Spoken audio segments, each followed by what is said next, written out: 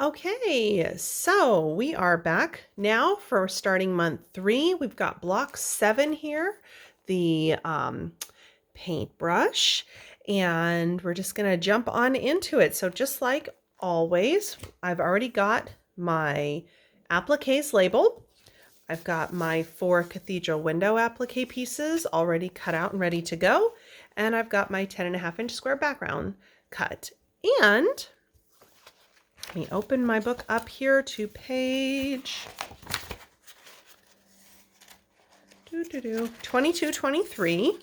And I've got my, so here's all your appliques, the label, here's your layout guide, and I've got my photocopy ready of my layout guide. So I'm gonna set my book off to the side as usual, get my guide ready, lay my fabric down and center it on those little lines on point. So these lines are really tiny up here in the corner on this one. So I tend to follow kind of the guided lines down here and then just kind of make sure, oh, yep, they're where they need to be. Go ahead and turn on my light table and whoa, that's bright. Let me dim that down a little bit. No, that's too much. I gotta have a little bit of light. Come on now. Oh, oops. Okay, having a little problem. There we go. Perfect. Okay. So we're just going to jump in and start just like the other blocks. We're starting here with step A. We're going to lay down leaf A and stem 1. So leaf A, the leaves, I think almost most of the leaves are out of this dark one. There might be, let me see. No, I think all the leaves are out of that one. Really? They're all that color? Yep, they are.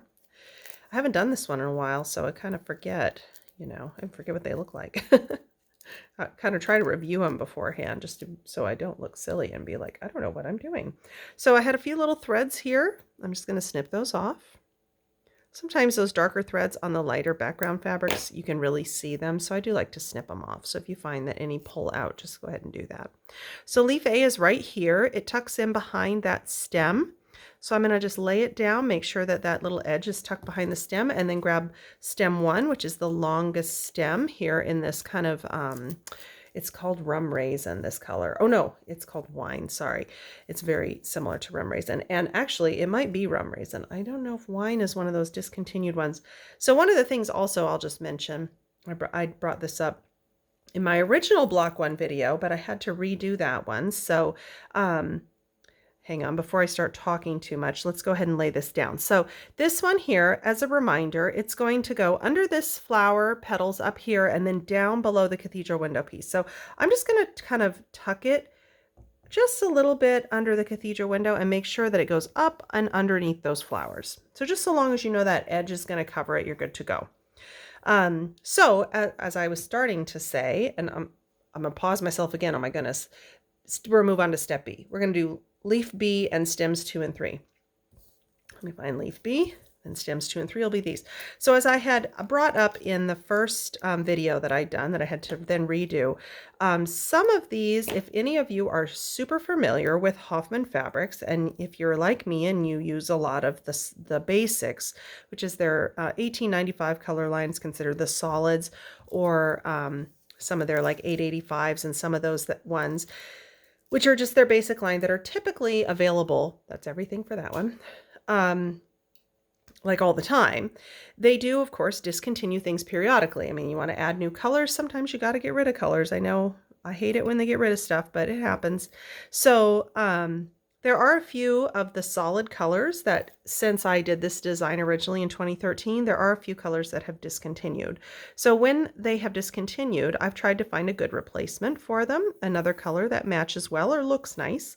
It doesn't always have to be exactly matching the old one. It can always just be something that, works well and looks really good with them. And so when I went ahead and went to do the labels on this, because the book says all the original color names, like, so for instance, with this one being rum raisin now, this one says wine. My labels that you'll find on all of your appliques, I don't have labels on these ones that I've been showing you, but usually there'll be a label on yours that will say stems. Oh, wait, for this one, it'll say stems 1895-50 wine, and you can pull those labels off, but it just tells you which color's which. And if you're unsure of which one is herb, which one is leaf, it'll have that sticker on there that'll tell you. So Anyways, the labels I left the same as what you're going to read in the book. Some of the colors might be different. So for instance, with the forget-me-not, the blue color of the petals of most of the flowers, I'm using a color called Peace now. Originally, I was using an H2O color. I When I changed it up and I changed up the backgrounds and stuff, I thought Peace looked nicer. It's a little softer. So I switched that one to make it just look a little bit nicer with the new color scheme in the background and the appliques. But on some colors, they've been discontinued. So there's a few of them that will call for the color khaki. That's often used as a stem. It's sort of a brownish, greenish kind of color. That color was discontinued. So in the place of khaki, I had to find a different color to substitute it. So the label on it is still going to say khaki. And if you're a hardcore fabric person and you know Hoffman colors, you might grab that one and go, this is not khaki. Well, no, it isn't. Khaki's no longer available. So I've substituted it. So just so you know, the labels aren't always going to match the new colors in these new blocks. If you don't know those colors, you won't know at all. But if you're someone who does know those colors, you might recognize it and just know that that wasn't on accident. That's because the color's discontinued or because I changed the color on purpose to make it look nicer with the new backgrounds. And I left the labels as the original ones because they correspond with the book. Okay, blah, blah, blah. Let's move on. So next, part C. All cathedral window pieces. So again, it's another one. So far, every one we've done, we've just placed them all on at once. I know that there are some in here where you do like just the top two or just the bottom two, and then you wait. I know there are. Where those blocks are, I don't know. Maybe it'll be an 8 or 9. I don't know. I haven't gotten to those ones yet. But so far, we've just always put them all down at once. So I'm just going to go ahead and just kind of center that. And you see again, it's covering up those stems. Those two did their job. Cover those stems right up. Peel off. I will mention one other thing, just when you're going to peel off your paper on your appliques, if you're ever going to start peeling it off and you find that the glue is not sticking to your paper or it's starting to pull off the fabric, I'm sorry, not sticking to your paper, sticking to your fabric. If you ever find that the glue is not stuck to your fabric and it's holding on to this paper, or it's holding on to or it's starting to pull off the fabric as you peel, that means that you haven't warmed up the glue enough and it hasn't stuck well to the fabric. So if that ever happens to you, go ahead and just put it under the iron again, just for a second or so, just to kind of, and then give it a second to cool. You don't want to peel that paper off right the second after you have heated it up, because that glue is really soft in that moment and it can kind of stretch and peel off. So make sure when you do these cathedral windows, it doesn't take long, 30 seconds, a minute, to just sit there and kind of cool down before you try to peel the paper off. But if you ever do find that you're peeling the paper off and the glue is stretching and it's releasing from the fabric, or it's holding onto the paper and not going onto the fabric, that means you haven't applied enough heat to it. And so just get it back on, like I said, with your iron, set it down on it, roll across, and you're good to go. Okay, so now leaves C through K. C,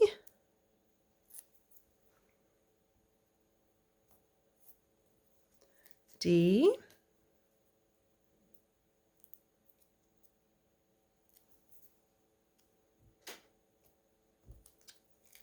E,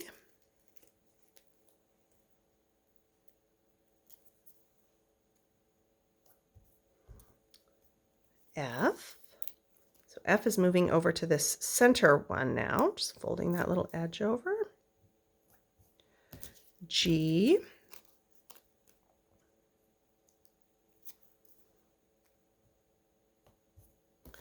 H,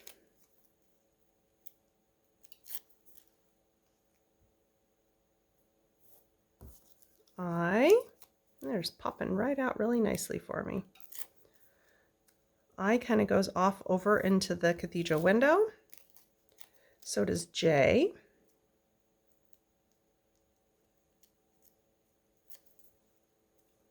And I can't really see where it goes, so I'm just putting it on there at the point where I can see it and just letting it kind of flop off over there. It's like, it's fine. I'm not really worried if it's exactly perfectly in line with what's going over the cathedral window, so long as I like the way it looks, and I think that looks great. Okay, and then finally, we're just finishing flowers. So flowers 1 through 3, and you want to do those flowers. So flower 1, we're going to go through all the alphabetical numbers, 1A, 1B, 1C, all the way down to 1T, and then moving on to 2 before we do that. So we're going to start with 1A. Just so you know, 1A is one of this dark green piece. It's kind of the little stamen in the middle that stick out. And it looks really big. It's actually these 3 little pieces popping up here. So it's one piece, but it really ends up looking like 3 separate ones as we get going. So that was 1A, 1B is yellow.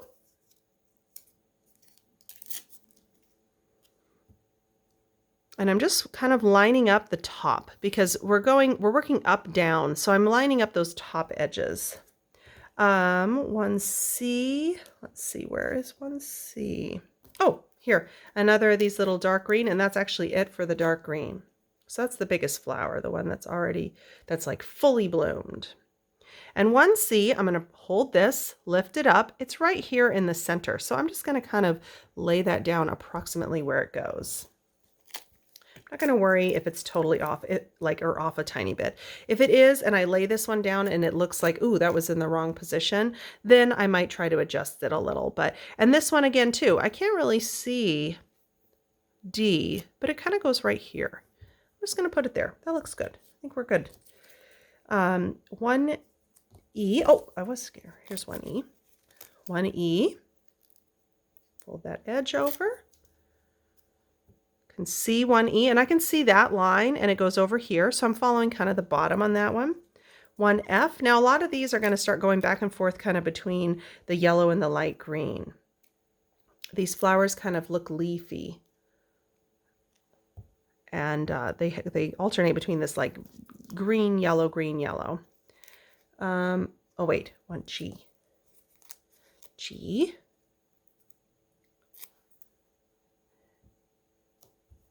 H,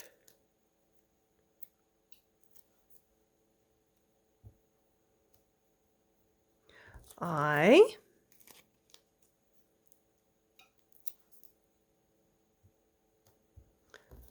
J. See, we're going back and forth. And now it won't do that just because I said it. K. Oops, dropped it.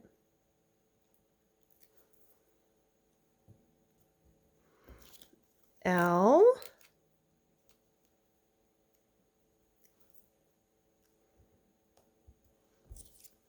M.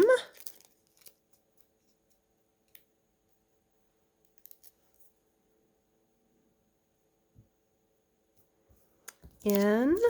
So you'll notice that like the yellow is at the top and then the green is underneath. And so when you're lining these up, like I lined, is that right? I put the top of the yellow along the line here at the top. Now, because I can't really see the line that goes in the yellow, I'm just lining up the green bottom with the bottom of that line there to make it look like that kind of curve in the flower. Oh, geez, now where was I? I was on N. O. So again, we got the yellow first and lining up with that top that's sticking out.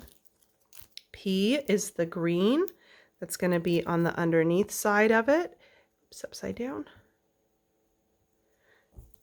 Lined up with that bottom line that I can see. Q. R.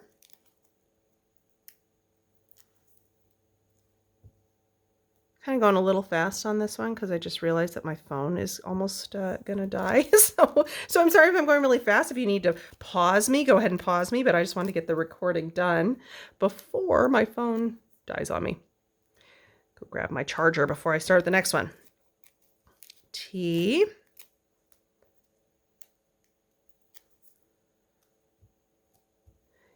U. No, that's it. Okay, so that one's done. Middle one's done. So we'll move on to number 2 here. Number 2 is not very many pieces. I think it only has 3 pieces. Yep, it does. A, B, C. So A is green, this light green. B is this yellow. And C, again, the light green. Kind of alternating between those ones. Okay, and then the final one, number 3. So we're going to go, oops, I had a couple of my yellow pieces pop out here, which happens. So just put them off to the side so I don't lose them. We're going to go 3A.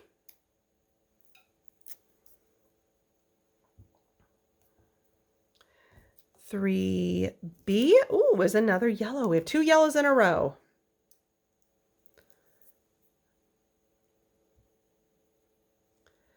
"3C" is this green. And I bet you it covers those 2. Or not, maybe. Yes, it does. That's what sometimes it covers both A and B there. So D, where is, did I just do D? What did I do? E. Where is D? Oh no, did I lose D? I think I might have lost my little yellow D piece. Oh shoot. Let me look, let me look, let me look. When I say, I'm in a hurry, I don't want to lose any, or I don't want to lose anything. And oh, it's right here, it's hiding. Oh my goodness. My phone dies because of that. D, E.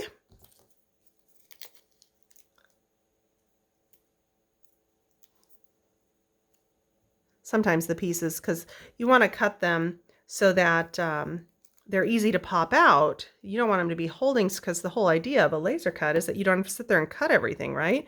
So you don't cut them well enough that they don't pop out easily. Then it's kind of like, what was the point of buying a laser cut? So you have to find that kind of balance. G. Oh, and we've got a few again here where you're doing a few yellows in a row. So you got to find that kind of balance between what will pop out easily, but not fall out everywhere. And so F, G, and H, they're all yellows. So you're going all yellow in a row. And then we're going to have an I, this green, covering all those ends. So anyhow, so sometimes, and it's funny, I mentioned in the blueberry one that sometimes there are shapes where, like, if you have circle shapes like the blueberries, and then you also have little, the little, like, I don't know what they're called, the little place where the flower used to grow on the blueberry. Those ones there, sorry, let me stop 1 second. J, oh, I was doing J. Those ones, so circle shapes tend to fall out a lot easier than shapes that have angles in them. So the blueberry one is really tricky, because to get the blueberries to not fall out, but to get the little angly shapes, the little, where the little flower used to be, to pop out without being a pain, you have to find, it's like, it's very hard to find that perfect one. And sometimes that means that my blueberries start to fall. So if you ever get a piece where there's some little tape holding your appliques on the back, that was because, you know, I was trying to make sure they fall out without too much trouble, but not drop out. And sometimes it's just almost impossible to find that balance. So sometimes with ones like the blueberries that have circles and more intricate shapes, that it's like, okay, you either are going to have trouble with the intricate shapes or the blueberries might fall out. And to me, it's like, I would rather have to put a little piece of tape on the blueberry to hold it in than have to sit there and snip a whole bunch on those little intricate shapes. So done. So again, we're at the point where I can just remove this, turn my light off, and we've finished our paintbrush. Less than 20 minutes again. I was going pretty speedy, so if you need to pause and follow along and slow down, absolutely do that. So what we're going to do now is the same as all the others. You're going to want to steam it and fuse it. So doing, again, just a reminder, press everything first. Make sure your iron's not too hot. And once you've got it pressed down and warmed that glue up enough that it's kind of holding to the background well, then you go and you do your steam or you do your spritz. That's what I like to do. And then fuse it really well, fuse it on the back, and you're good to go. So I will go get my charger, and I will see you again soon for block number 8.